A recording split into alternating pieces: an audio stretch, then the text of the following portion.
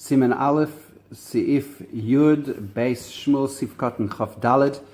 The Ramah had said that if in our locale, in our countries, if a woman, if a man went ahead in contravention of the Cherem de Rabbeinu Gershom, and he married two women, we force him with all sorts of charamas and eduyin to divorce one of those women. And the reason, in other words, from here you understand that the Kiddushin is a valid Kiddushin. And you can't say that the Takon of Rabbeinu Gershom is strong enough to uproot, to be mafkia the Kiddushin retrospectively, and so therefore technically and halachically, legally, the person is actually married to both women. Why? Because Kiddushin, even by Chayav Elavin, Kiddushin is Tefes. So therefore you see that even if there's a problem, you don't retroactively say that there was no Kiddushin. Even if the Torah itself doesn't condone that Kiddushin, it's not considered a valid Kiddushin.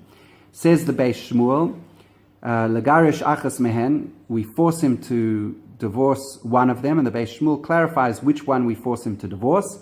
Hainu Hashnia Chayev Legarish.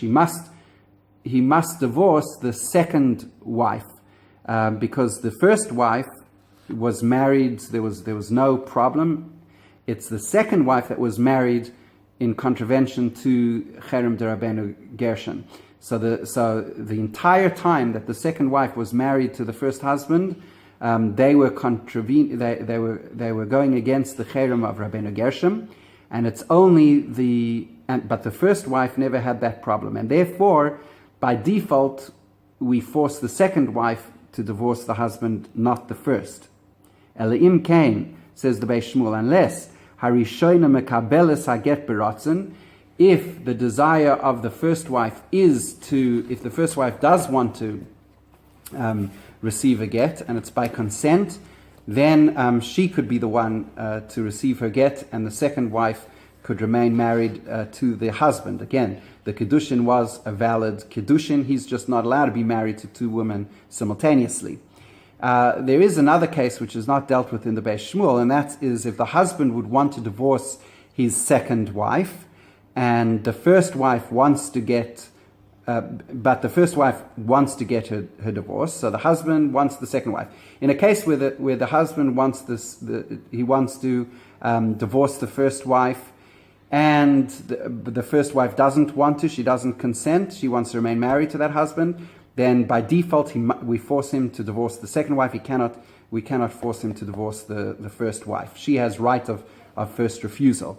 But if she consents, then we saw in the Beis Shmuel, that's fine. Now what happens if she consents, the first wife consents, the second wife, however, is not... the husband wants to divorce the second wife, and the second wife doesn't consent.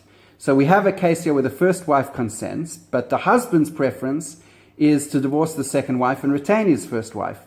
So what do we do in such a case? Could the Beis then force him to divorce the second wife, even though she doesn't want to get divorced? It's against her consent. And the Eitzah in such a case would be to put all three of them into the Cherem, or the husband into Cherem, and